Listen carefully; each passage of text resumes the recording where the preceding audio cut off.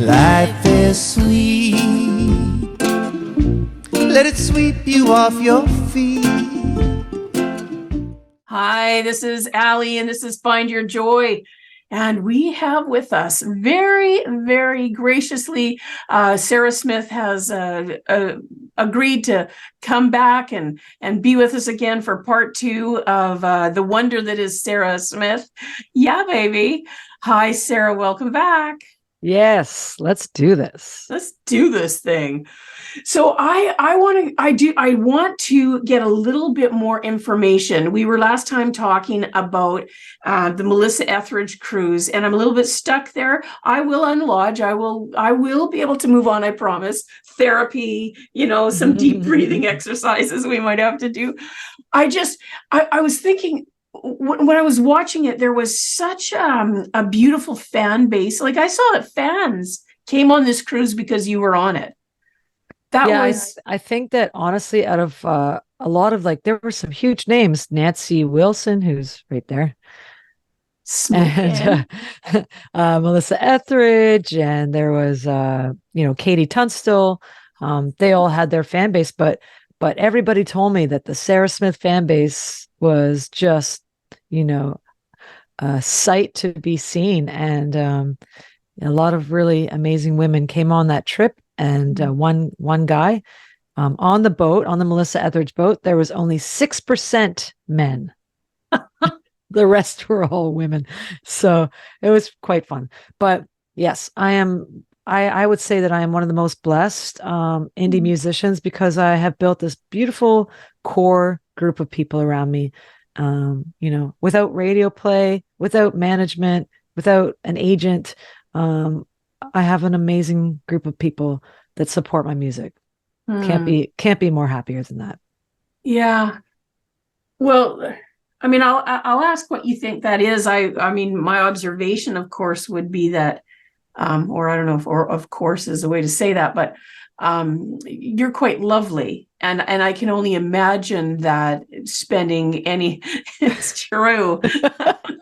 It's true. You just, there's a thing about you that I'm sure that people just want to be around you more. We all know people like that, right? There's people that we know that you're around them, and when you're around them, it just makes you want to be around them more. And I would say that it's not simply or only that you're charismatic, but there's a way about you that you radiate this. You're just like this little, I don't know, a little love bomb, just a little love bomb that just kind of goes woof out, and it's so so I can see that would happen. Now, did you at any time, you said that you like community? I get that, because I'm like obsessed with community. I just really want to buy a huge place where everybody can be there, and I'm obsessed. Like, I can't stop thinking about that. But that'll be another show. But did you come up thinking, I'm going to build a community, or did it just happen one person at a time organically, or how did this all go for you? I mean, I think sometimes the way my parents raised me was a bit of a curse, and also a blessed gift, because I kind of love everyone. I don't really have like a hate on for anybody, and I never see the bad side in anybody.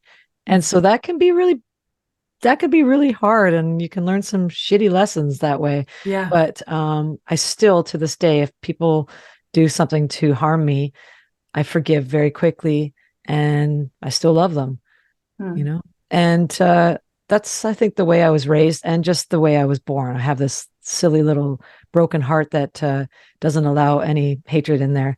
So yeah, that's one thing I have. And as far as building a community, I didn't, in high school, I was the girl that just had all the friends, but nobody really close. I was in all the groups. I never judged people. I was just sort of accepted in all the groups. I was in the freaks. I was in the stoners. I was in the musicians. I was in the intellectual group, and the athletes. I was just sort of bounced around, and I never really belonged anywhere, but belonged everywhere. And I think that that's just kind of come with me for forever in my life. But, I think one thing that I love about my own journey is that I have been to hell and I have found the light out. Mhm. And I met this guy on a plane one day. I sat beside him. He was a really big guy and he had this little white thing right here. And I said, are you a priest? He said, yes, I am. And he was from Ghana. And I said, that's amazing. Like, let's talk about life. And he asked me what I did. And I said that I was a singer and a songwriter. And he said that you are the most gifted and the most needed in heaven, because in heaven, the only thing that is needed there is musicians. They're the only job that is needed in heaven. That's what he said to me. And he said that your job on earth is to go to hell and come back and share how you got out of it. And I'm like, hey, that's kind of what I do. I think I have been to hell. I was an addict and I didn't mean to be. I didn't mean to fall into that lifestyle, but I did. And I was there for many years. And it was hell. My soul was crushed and dead and dying. And I found the way out through reaching out and asking for help, and through programs and spirituality and that kind of thing. And I found a way out, and I found hope. And I think that's something I get to share with the world. So, Right. It's interesting because when first of all, that's amazing that you met him, and what kind, lovely, wise, inviting, like all those words come to me when I think of, and I can hear his little accent in my ear. yeah, exactly. When I think of that, right, it's just, but I think it's even more, maybe I'm one who, I'm an emo, okay, like I can just imagine that there's also something that he saw in you that was more than, like, yeah, there's lots of singers. Not every singer touches our heart. Even phenomenal singers sometimes don't touch our hearts. There's a brokenness in anyone who, for me anyways, those who do anything in a brokenness, there's a way that invites us in. I was thinking when you were saying that you were friends with the athletes and the musicians and the intellects and things like that, I think that's more than being popular. That's a person who is accepted because people feel accepted by you. And I would think that there's probably a way that your music has that. There's a brokenness and a healedness that it's inviting, and it's safe, and it surrounds you, like, when you put a comforter in the dryer and then you take it out and it's just like, oh my gosh, that feels so good. I think that's a little bit of what I would describe your music as. I probably won't get the gig as being the person who writes the writes the stuff for the newspaper. Sarah's music is like taking a warm I like comforter that. right out of the dryer and wrapping yourself up in it. Then when it cools off, you can dance around in it too. But Cool. I think that maybe that's a little bit of part of it, or I think it's really a lot of part of it. But I don't know if that's a question. What do people, if a singer or an artist doesn't touch your heart, Yeah. then why do you follow them? That's what I don't understand. I don't either. I feel like there's this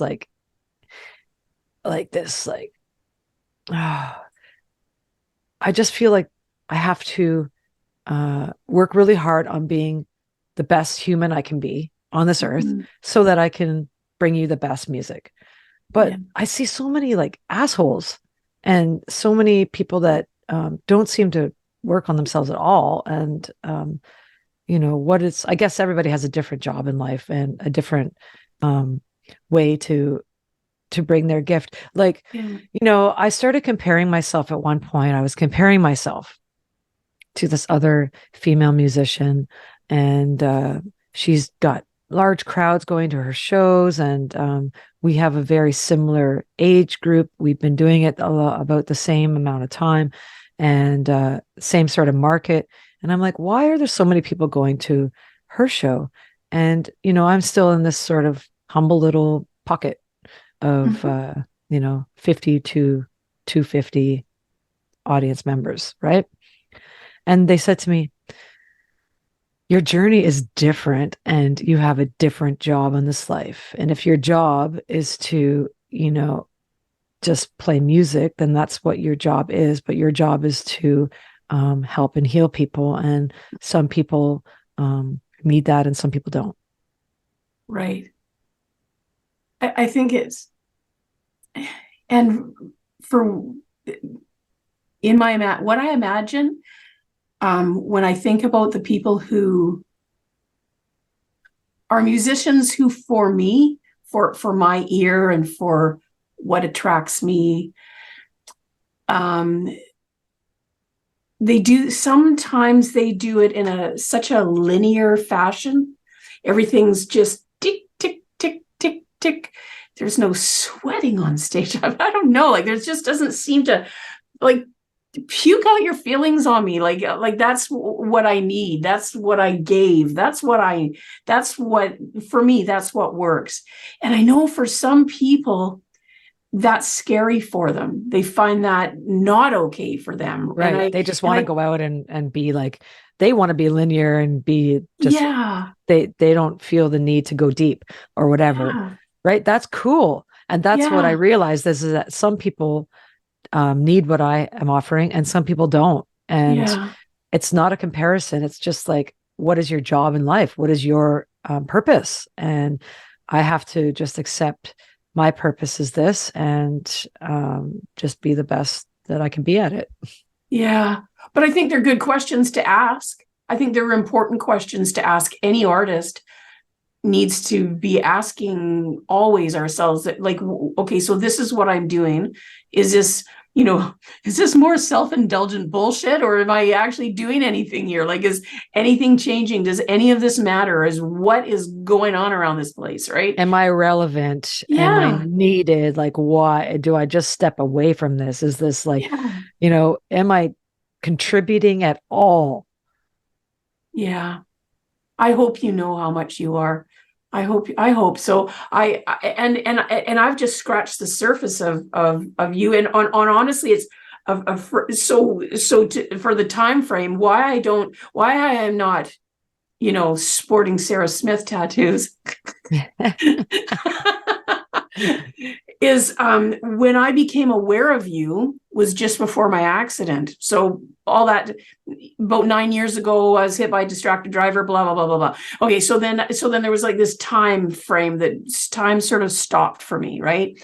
I couldn't do music anymore. I couldn't even listen to music anymore for a long time. So there's this gap, right? There's this big gap for me. And so I would have known more because I was just learning about you before then. And then in the last few years, Lonnie and Stuart we have mutual friends. I didn't even use that when I approached you, and you were still nice to me anyway. So that's how fabulous you are. But I started to watch them, right? To see what they were up to. And I saw the way that you seem to build a team. And it's so lovely. Like, I just saw these two guys that were already fabulous come to life. I hope that's okay that I'm saying that because I don't think I've spoken these words to them. So now I'm like, but that's what I saw. I saw them coming to life even more fabulous than they were. And that speaks a lot about who you are. I want people to feel like they are living their best and biggest life. And sometimes that means that people, they're scared by that and they fall off around me. They don't want to be around me because it's too much pressure. And some people take it and they become their biggest, best self. and then they grow past me, and so I've lost people that way too, that they've gone past me. And I love that beautiful spot where we're all growing together and we can all do it as a team together. And that's what I look at relationships like as well. Love relationships. Sometimes we grow past each other. Sometimes we grow together. Sometimes we don't want to grow. So, I'm walking into a new marriage coming up. Right. Congratulations. So we've been together for 5 years this winter, and we're getting married. And so I have this relationship. I have past relationships where I'm a little afraid to move forward with this one too, because I don't want to be that pressure person. I'm trying to like grow with people and just accept where we are at in this moment, rather than looking into this ideal. This like, it's hard to explain, but this is the way I approach relationships. So sometimes it is too much pressure for people. Yeah, I can't relate at all. Yeah, you can too. You want to be your best and biggest self, and everybody around you too, right? Too. And it's really hard for me to not make everything a big romantic story. I have to be. I'm 64 years old, and I have finally realized I'm always looking for a romantic something. Everything that I do, I want it to be grand and glorious and love-filled and magic. Oh, magic. It's got to be magic. And it's just all of these things. I thought I had to go and rewatch shows that I get addicted to, because I thought, oh no, I did that same thing with this show. I made this weird story in my head. What is wrong with you? Like, why do you do that? But I relate to that because I like things to be wonderful and fabulous, and like you said, everyone to be the best that they can be, not the best I imagine them to be. I have to get off that train because I can go there. That's where I get onto as well. That's not good. That's not good at all. It's like, get yourself out of the equation and realize that everybody has their own journey. Yeah. Yeah.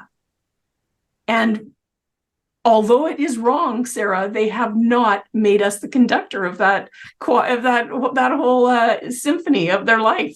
I know. I don't get it. No, don't they know we can do it? We could make it so much better for them. They could be so much better if only they would just listen to. I mean, they're great now, but we could tweak them.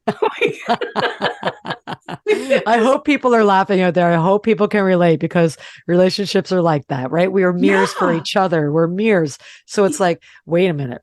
I see something that needs fixed in you, but really that's something I see needs fixed in me. It does. So like, I know.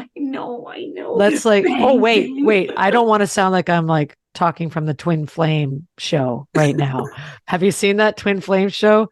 Oh God. They talk about a mirror thing, and I'm okay. Look at me. I'm writing this down because of course we know I won't remember. And if I can only look at this page, watch. It's on Netflix. Flame. It's crazy. And sorry if I've triggered anybody. That's awesome. Well, you know what? My partner, my husband and I have been together for, we just had our 29th anniversary. Ooh. And, I figure like the first 5 to 10 years in a new relationship, nobody gets out of bed long enough to have an argument, right? It's just like, wow, this is just the most awesome thing. Everything's great. And then there's this time when it can be, the thing that I love the most about a person can be now the thing that I dislike the most about the person, right? I'm that kind of a jerk. Like, that thing I really liked about you. Yeah, well, it's really irritating me now. So can you just not do that anymore? And then somewhere around I don't really know, but like in our 20 to 30th year, all of a sudden we started seeing, the magic that was the opposite stuff that we carried. Wow. And that was... That's inspiring. I can't wait to get there. Yeah. Well, and you know what? You guys might be way smarter, and you might not have to wait that long. we were kind of, we whatever. I mean, we're happy and great, but we could get into the trying to make the other person do it the right way, Yeah, I know. That's the funny thing about relationships is we all come to the end conclusion, but we all want to show each other the way to get there. And the way that I know how to get there is better than the way you know how to get there. And I can see this thing so clearly. And it's just, I know. And it's funny because it comes back to doing whatever we're doing together, whether it's our marriages or our friendships, our musical collaborations, the community, the commune. My brother calls it a compound. I call it a commune. We come from a little bit different of a view, but we still know we want it. Like all of those things, it's learning. Hey, I'll tell you what, COVID was a thing that really helped me to learn that people that I can adore with all of my heart and want to do community with can have very different ideas. And it doesn't matter what their ideas are. Right. There's going to be conflict, and we're going to have to decide, do we value, a really good friend of mine who happens to be a pastor said this, come on, remember this. If being right comes at the price, if being right comes at the price of love, then the cost was too high. Like if I have to give up on showing you how much I respect you and care for you because I'm valuing this being right thing, and that's whatever that might be. Mm-hmm. Anyways, yeah, man, if I'd remembered understand that punchline, it would have been great. No, that's really cool. I really like that. Yeah. So when your nuptials, I think that's what they're called. Mm-hmm. When are you getting married? Soon? February. Oh, nice. February. Yeah, we're heading to Mexico. We've got 100 friends and family coming, and it's going to be pretty awesome. So it's a new, for me, it's a new start. I've never really, felt this way. I'm 45, and now I feel like I'm ready for, this other challenge, which is being a real person in a real relationship. And I feel so sorry for the past relationships I've had. I just wasn't in that right headspace, but now I am. I'm moving forward in a different light, and I'm even reconsidering, different career moves, like how much I'm on the road, how much I'm at home. I want to find more balance. I want to be there more for my partner. Right. Yeah. So there's learning. There's so many things to consider, right? Like it's this big puzzle, and where do all the pieces go, and how might that work? And it's funny, that just made me think of so David, my husband, is a huge Rush fan, right? Like he may be the biggest Rush fan in all the world. And so he went to Geddy Lee's book, his latest book tour, and the book signing, and you got to ask them questions or whatever. And he said, well, I just, what I want to ask him. I said, no, he says, well, for 30 years, I've left this person at home that I wanted to be with more than anything. And a touring musician, it's much the same thing. And I just wondered how he did that. I was like, oh, how is that even your question, when it's like, I'm not the biggest Rush fan, but I think they seem like lovely people and great musicians. But I just thought that's interesting, and that's something that you'll be learning to unpack and unfold and figure that all out in the next while as you I'm going to tell you this, as a seasoned stay-at-home person. I feel I can speak with authority on this. I can tell you that not every couple gets the honor, and I mean absolute honor, of knowing what it's like to long for someone. Day-to-day 9 to 5 doesn't provide that. We have more of an opportunity to get a little bit pissy with each other, but to really long for someone, there is such beauty. I found, there's times that it's hard, not seeing someone for 6 or 9 months sucks. There's not a nice, you know what I mean?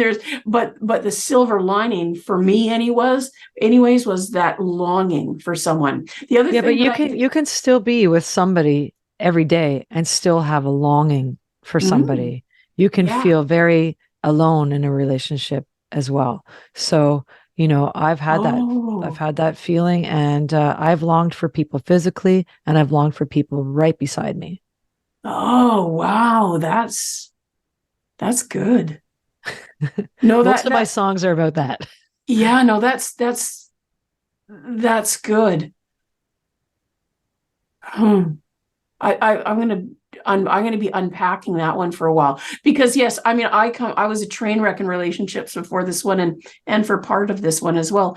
And so I do understand quite well the feeling alone when and probably longing. That's interesting. I'm gonna be thinking about that one quite a bit, because that's because I've always liked that part of it, that I'd never felt that.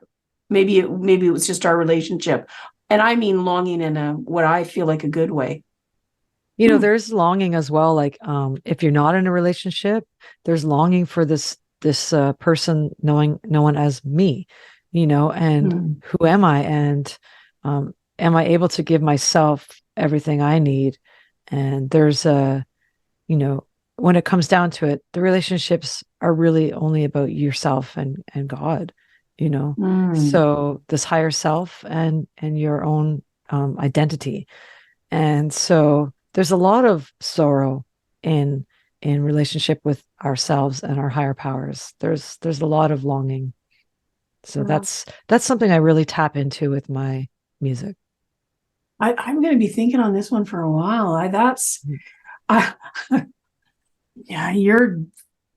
thought I was ridiculously deep. That's awesome. I love when someone offers a different perspective. I live for someone turning something I think I figured out and turning me right. What?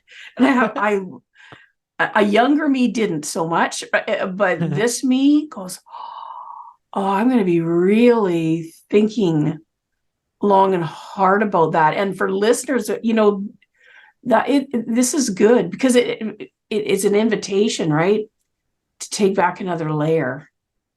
And I love the layering. You're a smarty pants. I'm heavy. I think I'm heavy and intense, and I'm sorry. Oh my goodness. Oh, never, ever. Well, first of all, number one, you never have to apologize for being who you are, and nor does anyone, not in my presence anyways. As long as it's done in love and kindness, it's a free-for-all for me. But no, I find it incredibly attractive and empowering, right? Because when we say something that's, for me anyways, when someone says something to me and I hadn't really thought of something that way before, now that gives me, I get to think about that. Mm-hmm. That's a gift. Thank you. Oh. No, that's so beautiful. Oh my gosh, how did it become that time already? I know the second part was all about relationships. I like that. I like that a lot. A relationship with ourselves, our higher power, and people beside us. I love that. Yeah. So, that's what, to me, life is about. The name of my fan page is Connected Hearts All Over the World. And, Leslie and I, we actually have a bed and breakfast, and we call it the Connected Hearts Home. There's a lot of connection and soul connections in my life. And I thank you so much. I'm just like taking notes. I thank you so much, Ali, seriously, for asking me to do this. And Mhm. for putting this out there for other people and doing what you do, because it's really cool. Like, we learn from each other. That is why we're here. Mhm. Yeah, we hope so. Little bit by little bit, right? And that's how we'll get healed up. Well, this is a, oh, jeez, such a crybaby. Ah, it's okay. Ta-da! Menopause. Ah, Sarah Smith, you are a wonder. Thank you so, so much. And I'm just Thank you. wishing you and Leslie so much happiness. What a, Thank you. I feel like I kind of know her a bit because it was wonderful to see her on the video as well. And yeah, she just, I've seen a few things with her on them, and it's lovely. And so thanks for inviting us into that. And please say hi to her for me, that the person that she doesn't know yet. But it's this has been great. So thank you. I'm actually a little gobsmacked and without words right now, and fumbling here to pull it together, and because I'm left with my heart quite open, and that's a beautiful thing. So thank you so much. Hey, so down below, when you see this or you hear this, whether you're watching this, the video, or you're seeing it or listening to it on one of your podcast platforms, down below will be all the links of how you can get a hold of Sarah, and she can, unpackage your heart. It'll be great. And her music and tours, everything that's coming up, so that you'll be able to see her soon. She won't be touring a lot in February because she began married then. But Yeah. but other than that, that's great. So Sarah, thank you so much. This Thank was, you. I wish I could. You're just virtually hugged. So yeah. So Thank you, thanks so Allie. much. Yeah, thank you. Take good care. And this is Allie, and Find Your Joy. I hope that you're having a fabulous day, whatever you're doing, and we'll talk to you next time. And do know that you are loved. Thanks so much for joining me today. If you found a piece of your joy in this episode, I would love to hear about what came up for you, so that we can continue to grow the impact of this show. Thanks again. See you soon. And remember, find your joy.